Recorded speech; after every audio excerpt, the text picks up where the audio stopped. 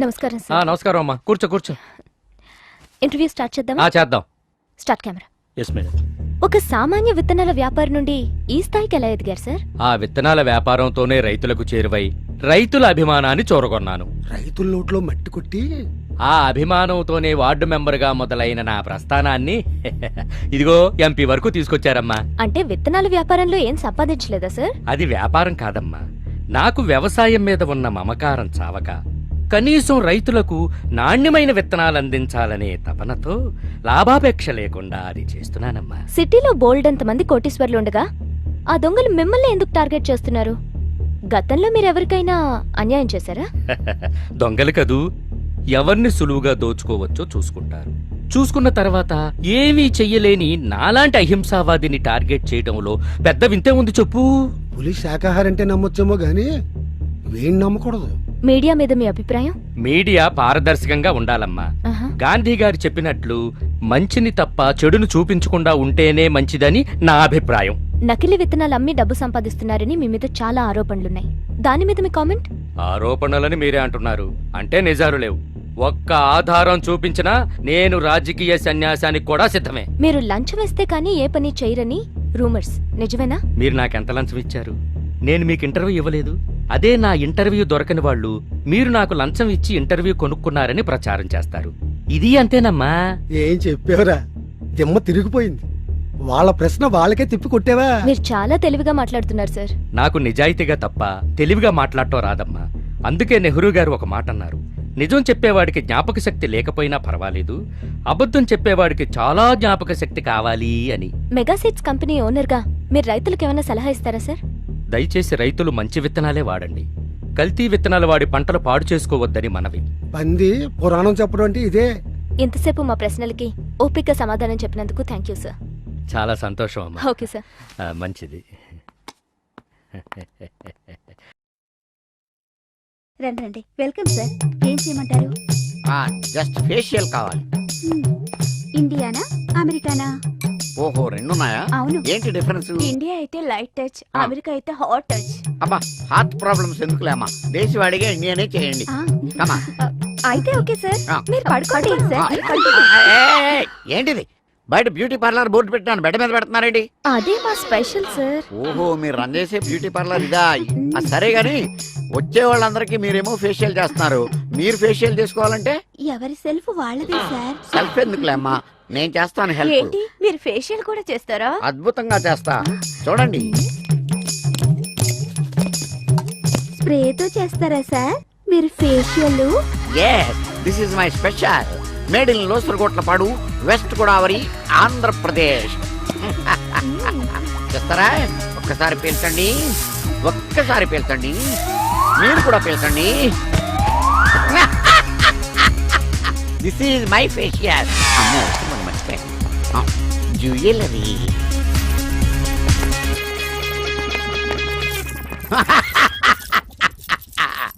మీకు ఫేషియల్ కాదు, నోషియల్ తెచ్చాను. మేడ్ ఇన్ లోసరగొట్ల పాడు. పగలంతా నిద్రపోండి, రాత్రికి లేచి పని చేసుకోండి. ఇంకా ముక్కు పుడకలు మిగిలినాయి. ఎంత కలిపినా చక్కగా నేర్పుతుంది. తెల్లగా మాట ఉందా? నిన్ను అవమానిస్తే నన్ను అవమానించినట్టే. ఇప్పుడున్న తెలుపు కన్నా ఇంకా తెలుపు కావాలంటే ఎలా? ఏముంది, రోజు నీళ్ళతో మానేసి పాలతో తాను చేస్తే సరి. అప్పుడు ఆ హాస్టల్ అమ్మాయి కన్నా అందంగా ఉంటానా? పాలసగా ఉన్నా అందంగానే ఉంటావు. చీచి, ఈ పోలికేం బాగలేదు. అయినా నీకన్నా అందంగా ఎవరు ఉంటారు బంగారం? కొంప తీసి ఇప్పుడు పాలతో తాను చేసేస్తుందో ఏంటో. ఏమయ్యా రమణ, పాలా ఏంటండి ఎలా ఉంది మా వాడి తండ్రి ప్రేమ? ఇంకోసారి చూస్తారా? అయ్యి బాబు, వద్దు బాబు వద్దు. కంపెనీ ఇచ్చిన పాపానికి కాళ్ళు చేతో ఎరగొట్టేసాడు కర్రీ అతవని. సరే, నా గేదెలు గడ్డే టైం అయింది కానీ నువ్వు లోపలికి ఫాలో ఇచ్చుకో. ఓకే. భుజమా భుజమా. ఏరా, నీకు ఒక్కసారి చెప్తే అర్థం కదా, మళ్ళీ దాని వెనకాలే తిరుగుతున్నావంట. అలాంటిదేం లేదే. నోర్మోయ్.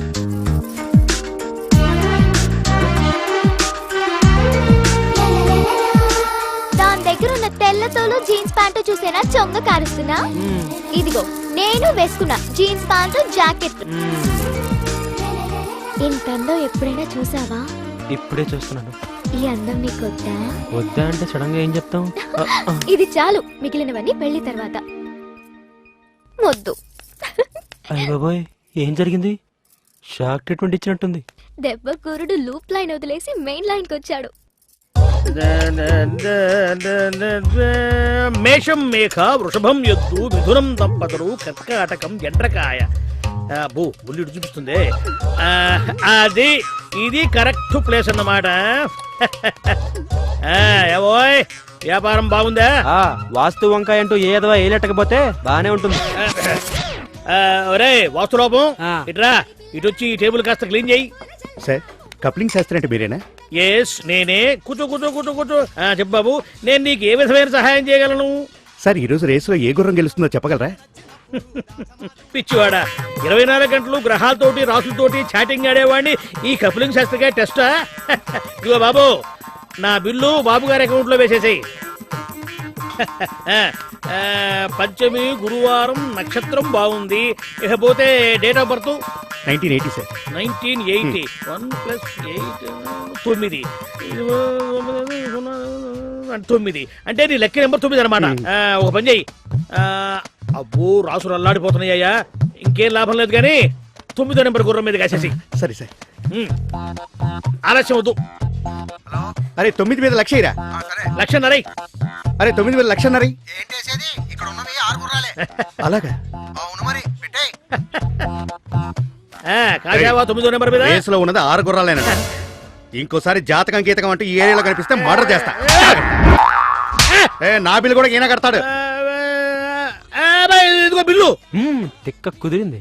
ఏంటి సార్ దూలు తీరిందా? ఎక్కడో లెక్క తప్పిందయ్యా. డేట్ ఆఫ్ బర్త్ తప్పు చెప్పాడేమో. మన వాడు కొట్టాడు, వాడు వీడి కొట్టాడు.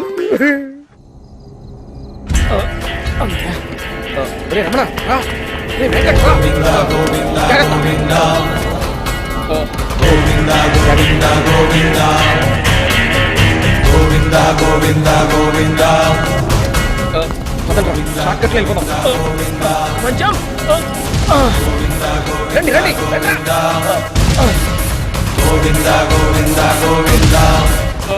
బ్యాగ్ ఇక్కడ పెట్టండి. నేను డ్రైవ్ చేస్తాను, తొందరగా ఎక్కండి.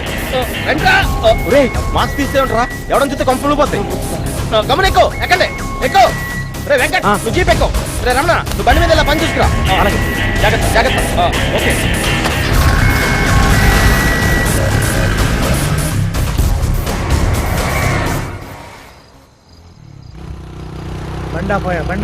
బండాపు రికార్డ్ ఇది తీ, బయటిది లైసెన్స్ ది. లేదు సార్. సార్ అన్నాడు. నమస్తే సార్. ఏంటయ్యా? వీటి దగ్గర సీ బుక్, లైసెన్స్ అసలు ఏమీ లేవు సార్. సార్ ఆ బండి నాది కాదు సార్, నా ఫ్రెండ్ది. అర్జెంట్ పని ఉంటే తీసుకొచ్చాను సార్. మీ ఫ్రెండ్ అని చెప్తే నమ్మేసి వదిలేయడానికి మేమేమైనా వీపీలా కనబడుతున్నావా? సార్ ఒక 5 నిమిషాలు వదిలేస్తే ఇప్పుడే తీసుకొచ్చి ఇచ్చేస్తాను సార్. అబ్బా సర్లే, ఓ పని చేయి, ఈ బండిని బండి ఎక్కించు. ఒట్టు సార్, ఈ బండి నాది కాదు సార్. అర్థం చేసుకోండి సార్, ప్లీజ్ సార్ వదిలేండి సార్. అర్జెంట్ పని ఉంటే వెళ్తున్నాను సార్, ప్లీజ్ సార్ వదిలేండి సార్. అమ్మో పోలీస్ చెకింగ్ అనుకుంటా. రేయ్, ఎవడో పారిపోతున్నాడు, జీప్ ఎక్కండి త్వరగా. పోనీ, ఫాస్ట్.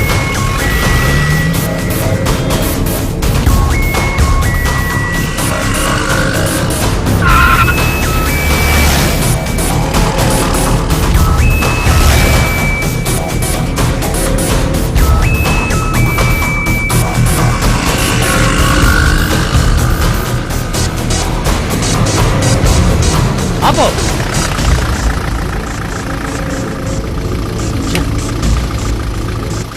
తప్పించుకుంటాడు.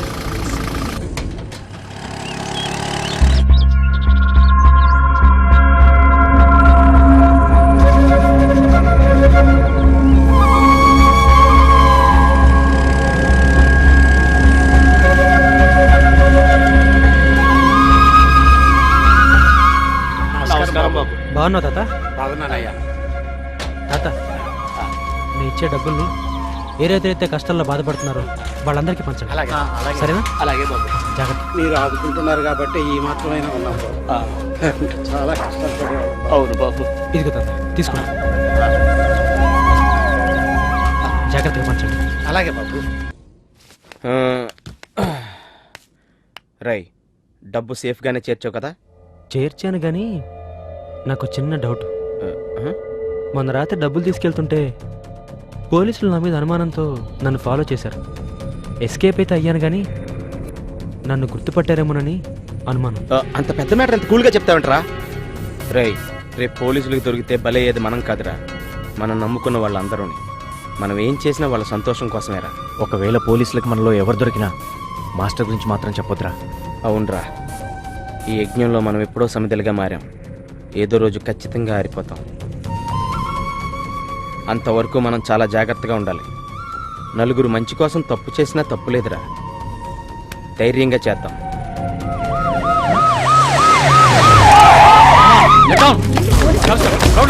ఎవరిని వదలొద్దు.